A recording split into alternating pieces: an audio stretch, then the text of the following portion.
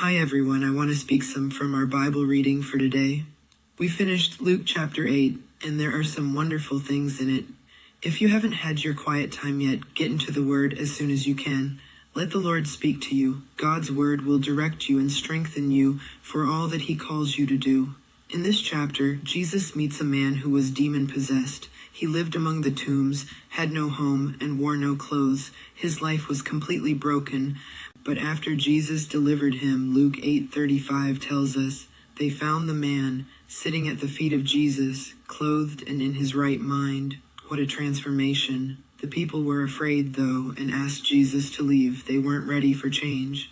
But the man who had been healed wanted to go with Jesus, and Jesus told him in Luke 8:38-39, return to your home and declare how much God has done for you.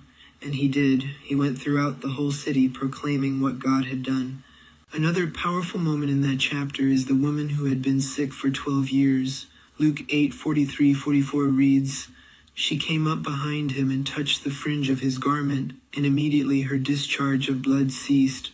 Jesus said in Luke 8:46, someone touched me, for I perceive that power has gone out from me. Many people were touching him, but only one touched him in faith. And I wrote in my notes, my healing is contingent upon my approach to the Lord. It requires sincere faith heart engagement. The Bible tells us in Romans 10 verse 17, faith comes from hearing and hearing through the word of Christ. If I want that kind of faith, I must stay in the word. We are not about politics or positions. We are about the cross. There is a song that says, it's still the cross.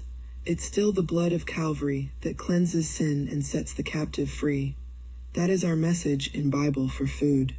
We stay in the Word. We stay out of the food. We serve the Lord with great gratitude and appreciation for our salvation.